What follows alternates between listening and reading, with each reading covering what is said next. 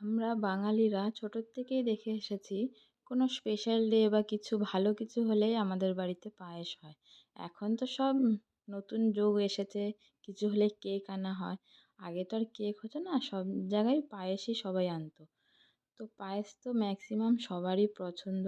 তো অনেকে লুচি দিয়ে খেতে পছন্দ করে, অনেকে আবার মুড়ি দিয়ে খায়, আবার অনেকে শুধুও খায়। তো আমাদের বাড়িতেও আমার শাশুড়ি মা আবার মুড়ি দিয়ে খুব পছন্দ করে, আর বাকিরা লুচি দিয়ে খায়। তো আমারও খুব ভালো লাগে।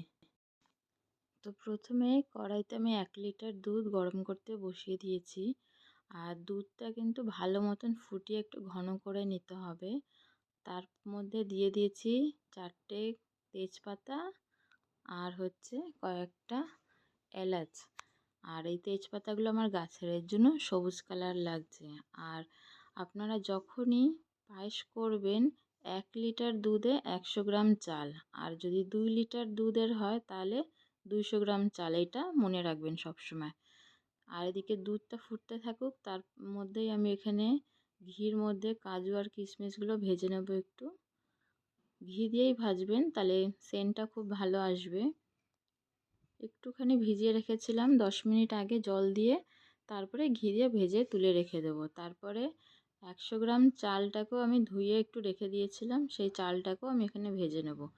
আপনারা যদি চান যে পায়েসের কালারটা চেঞ্জ না হোক, একদম সাদা দুধের মতন যদি চান, তাহলে আপনারা এই চালটা এখানে ভাজবেন না। তাহলে ডাইরেক্ট দুধের মধ্যেই চালটা দিতে হবে, তাহলে একদম সাদাই থাকবে। আর এখানে যদি ঘি দিয়ে ভাজা হয় তাহলে কিন্তু পায়েসের কালারটা একটু চেঞ্জ হয়ে যাবে। এই যে আমার দুধটা 1 লিটার থেকে ফুটতে ফুটতে অনেকটা কমে এসেছে। এরপরে এখানে আমি গ্যাসটা স্লো করে দেবো। গ্যাসটা স্লো করার পরে আমি এখানে যে চালটা ভেজে রেখেছিলাম সেই চালটা আমি দিয়ে দেবো। আর চালটা দেওয়ার সাথে সাথে এখানে নাড়ার কোনো প্রয়োজন নেই, কেন ঘি দিয়ে ভাজা আছে, চালগুলো লেগে যাবে না। তো গ্যাসটা এখন স্লোই থাকবে, চালটা ফুটতে হবে। আর পায়েস যতক্ষণ না মানে চালটা যতক্ষণ না সেদ্ধ হয়, এখানে চিনি বা মিষ্টি যে কোনো জিনিসই দেওয়া যাবে না। মিষ্টি আগে দিয়ে দিলে তাহলে চালটা আর ফুটবে না, একদম শক্ত থেকে যাবে। তার জন্য সবসময় চেষ্টা করবেন মিষ্টি লাস্টে দিতে।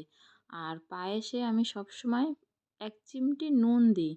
অনেকে আবার ভাববে যে পায়েসে আবার কে নুন দেয়, কিন্তু একবার ট্রাই করে দেখবেন, সামান্য একদম পরিমাণ মতন একটুখানি দেবে, তাহলে পায়েসের টেস্টটা চেঞ্জ হয়ে যায়, খুব ভালো লাগে খেতে।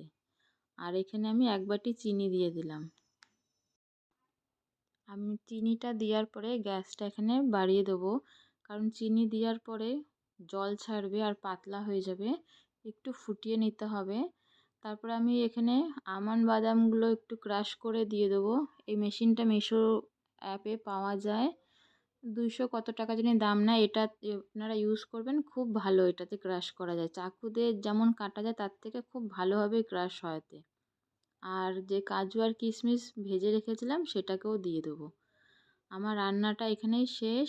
আমি এবার গ্যাসটা অফ করে দিয়েছি। আর যে কোনো মিষ্টি মানে পিঠা পায়েস গরম গরম ভালো লাগে না, একটু ঠান্ডা হলেই ভালো লাগে। তাই একটু ঠান্ডা হবে, তারপরেই লুচি দিয়ে খেয়ে দেখবেন, খুব ভালো লাগবে। বাটিতে পায়েসটা দেওয়ার পরে কয়েকটা কাজু আর কিশমিশ দিয়ে দেবো, আমি এটা রেখে দিয়েছিলাম সাজাবো বলে। তো আজকের রান্নাটা কেমন লাগলো অবশ্যই জানাবেন। তো আজকের মতন সবাইকে টাটা।